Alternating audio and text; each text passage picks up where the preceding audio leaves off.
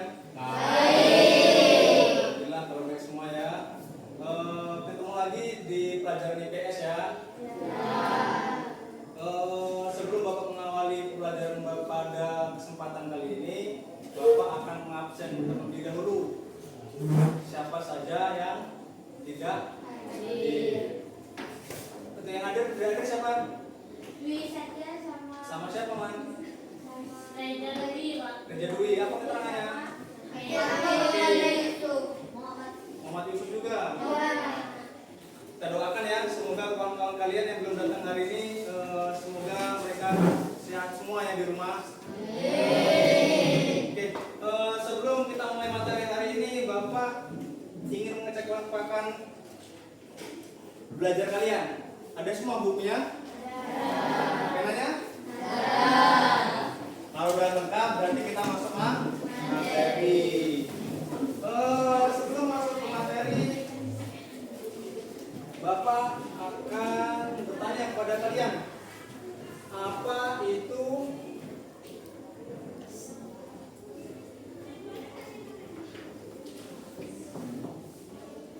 nah, sebelum jauh ke materi, kalian pasti sudah mendengar kata-kata globalisasi, benar nggak? Silakan yang tahu apa itu globalisasi maju ke depan dong, dijawab. Ayo, siapa? Oh ya, boleh.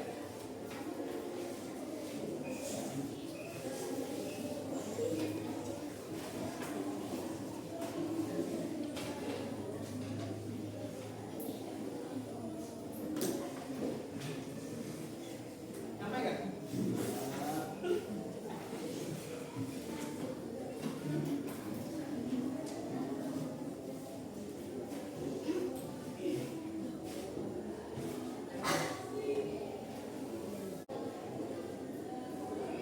Globalisasi adalah aspek revolusi teknologi. Ya, boleh.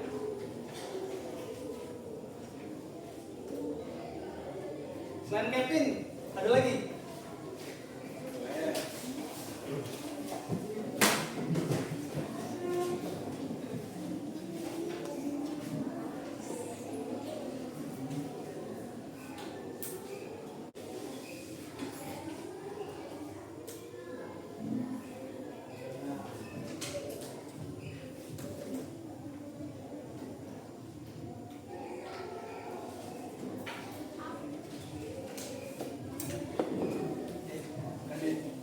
Ya, kawan kalian sudah menjawab. Mereka tahu sedikit tentang globalisasi. Dari Kevin, globalisasi itu adalah revolusi teknologi. Maksudnya gimana revolusi teknologi? Teknologi itu mengalami perubahan, ya kan? Dulu kalian komunikasinya, kalau dulu mungkin pernah mainan nggak kalian? Ada kaleng kasih senar, ya kan? Tapi kalau sekarang bisa ada smartphone, itu namanya revolusi teknologi. Sama aja perdagangan kuno. Perdagangan kuno kalau zaman dahulu biasanya lewat samudra atau lewat laut. Tapi kalau adanya globalisasi, itu apa? Kita bisa nggak belanja di rumah sambil rebahan? Bisa.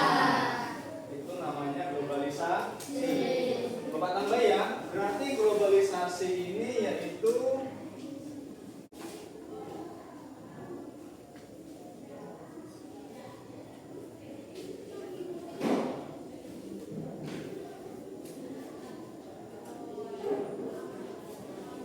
menciptakan dunia tanpa batas. Jadi segala apapun yang mempermudah kehidupan manusia maka akan dipermudah, ya kan? Nah, paham tentang pengertian globalisasi? Paham. Oke, kita lanjut. Sejarah globalisasi.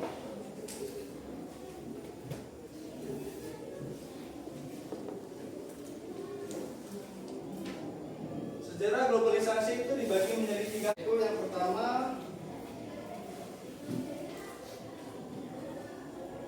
fase kuno, yang kedua yaitu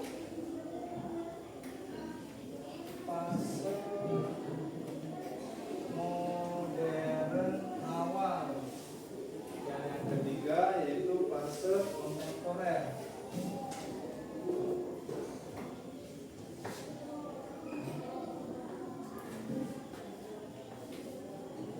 seperti tadi, yang tahu sedikit demi sedikit sejarah globalisasi, pasti kalian sudah tahu ya, sedikit membuka materi sebelum belajar kan di rumah. Masa kuno, ada yang tahu? Oh, kamu boleh. Masa kuno.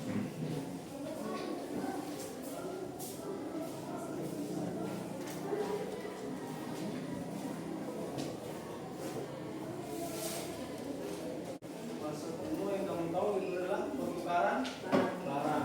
Oke, nggak apa-apa, boleh. Ada yang tahu fase modern awal?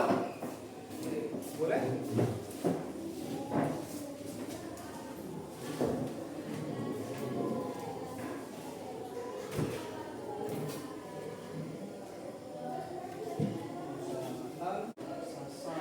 Oke, boleh.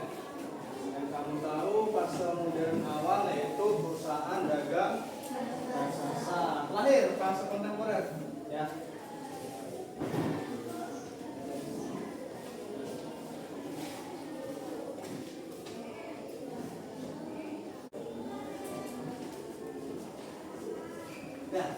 Ya.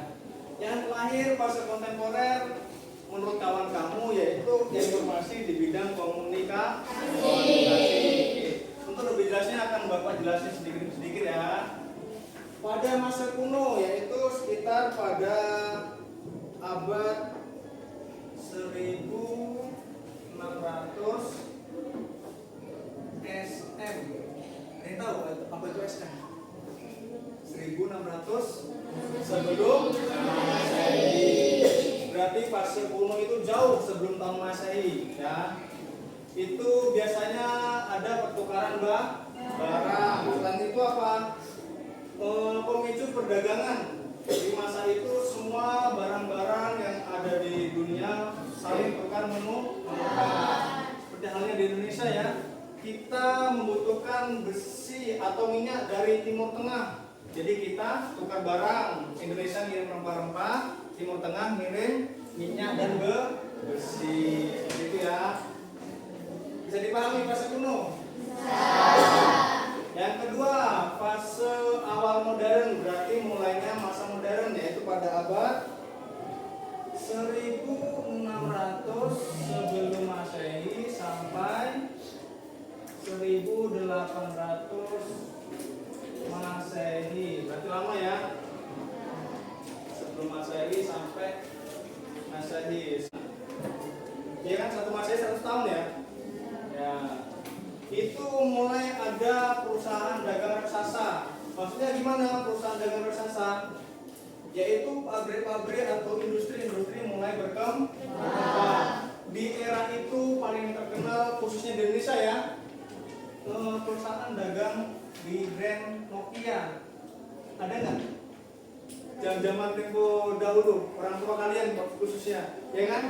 Banyak HP Nokia gitu, betul itu. Berarti kalian aman lah ya, tapi jangan juga dilempar ke dinding. Bahaya juga, tetap pecah, ya kan? Ya. Selain itu apa kalau zaman sekarang? Awal modern yang paling terkenal yaitu Samsung. Awal modern ya, bukan modern. Ya. Kalau modern itu biasanya sekarang banyak peminatnya yaitu iPhone atau Apple. Nggak tahu apa istimewanya ya. Tapi setiap orang pasti suka masing-masing brandnya ya. Fase yang terakhir yaitu fase kontemporer, yaitu pada abad 20 hingga sampai sekarang. Berarti sekitar era 2000-an ya. 2000 sampai 2025, sekitar 25 tahun baru. Apa itu kontemporer? Yaitu masa-masa percampuran dari modern awal hingga masa modern yang benar-benar modern, tapi belum modern benar. Kalau modern benar itu yaitu fase zaman digital, semua pakai digital, tapi kita masih di tengah-tengahnya ya, yang semua mau ke digital. Contohnya itu informasi di bidang komunikasi. Biasanya berupa ini yang paling sudah dikembangkan yaitu tentang internet. Pernah nggak kalian masuki zaman internet yang istilahnya E aja, ya kan? Pernah kan? apa itu kemarin? G dulu kayaknya ya. G apa E? G kan. Terus 2G. Bener nggak? 3G sampai sekarang 5G. Ya kan? Ya. Bapak dulu pernah ngalami dari G, jangan lupa mau buka Google aja muternya ya. Tapi sekarang paling enak yaitu 5G, tapi di sini belum adanya 4G plus, ya kan? Ya. Ada yang dipahami sebelum masuk materi terakhir dari fase pengertian globalisasi dan ke fase-fase sejarah perkembangan globalisasi. Kita lanjut. Ada yang bisa dipahami? Ditanyakan? Paham semua? Sepertinya kalian males atau kurang konsentrasi. Boleh nggak kita tepuk konsentrasi dulu? Boleh ya. Bapak ngomong tepuk 1, kalian tepuknya sekali. Kalau Bapak ngomong tepuk 3, tepuknya 3 kali. Bisa dipahami? Apa mau dicoba dulu? Coba dulu ya. Tepuk konsentrasi.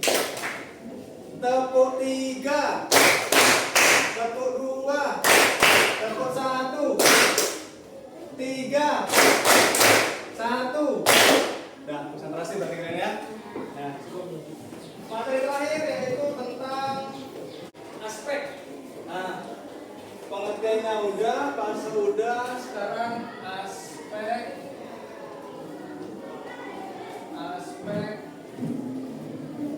globalisasi, yaitu dibagi menjadi berapa? Berapa? 3. Ada ekonomi, ada teknologi, sama ekonomi. 2,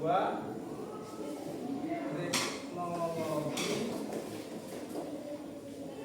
Yang ketiga aspek budaya. Ada yang tahu contoh-contohnya dari bidang ekonomi, bidang teknologi, bidang budaya? Terus satu teknologi, boleh?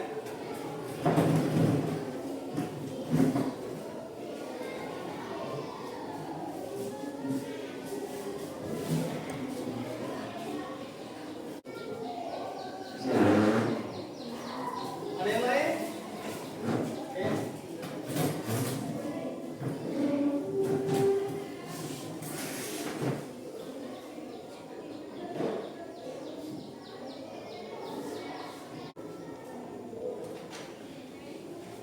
Lahir nih bidang budaya, ayo yang tahu. Boleh cowok ditarik.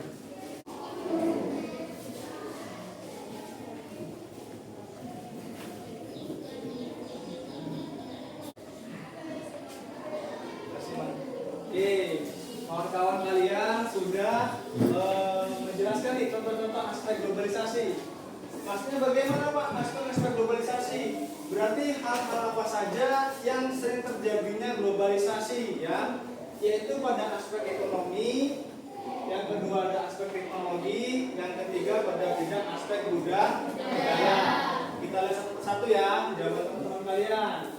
Pada aspek ekonomi yaitu contohnya misalnya perusahaan multinasional. Perusahaan multinasional itu bagaimana Pak? Yaitu perusahaan-perusahaan yang ada di nasional atau di sebuah negara. Di situ kawan kalian contohnya yaitu brand Samsung. Dan Samsung ini bisa dari HP, bisa ya. Dari TV ada nggak? Ada. Yang penting dia alat-alat elektronik. Bidang teknologi yang kedua.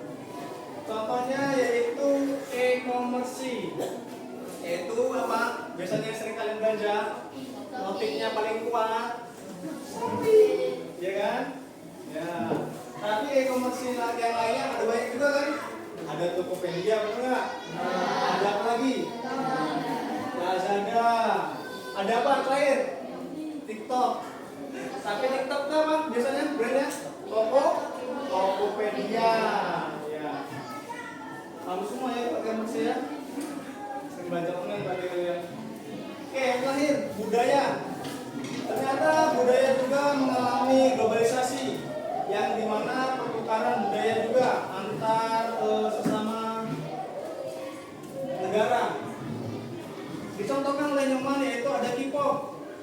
kita orang Indonesia juga menyukai K-pop nggak? Ya, suka. Selain itu juga ada tari jaranan. Di luar negeri ada jaranan nggak? Ada, di Jepang saya pernah lihat ya. Tapi yang mana orang Indonesia? Bisa dipahami nggak materi kita hari ini? Tepuk tangan dulu dong untuk kalian. Bapak berikan tugas kelompok, ya. Bapak bagi kelompoknya seperti minggu kemarin, kelompok 1, 2, 3, dan 4. Bapak kasih soal, silakan kalian diskusi.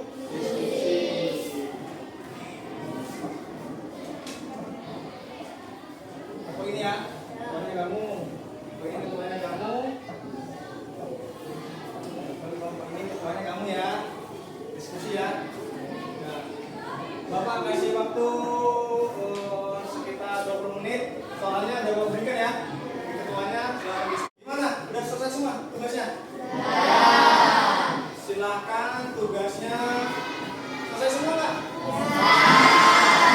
Ketuanya silakan dibuka ke depan tugasnya.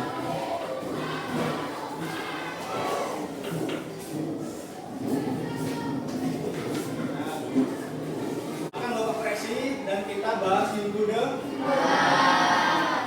sebelum Bapak tutup, Bapak akan memberi kesimpulan materi hari ini yaitu tentang globalisasi. Namanya globalisasi ya. Semua segala sesuatu yang mempermudah umat manusia pasti akan dibuat ya. Baik di bidang apapun, ekonomi, budaya, sosial, teknologi ya, pasti akan berpengaruh. Itu dilihat dari semua negara, nggak kita hanya terpaku Indonesia, kita juga bisa lihat dari negara-negara yang lain. Dan apa seperti itu? Biar kita juga pikirannya maju. Jadi pahami materi kita hari ini? Bisa. Kalau bisa dipahami, cukup sekian ya materi IPS atau pertemuan kita pada kesempatan hari ini. Silakan beres-beres dahulu, kita pulang.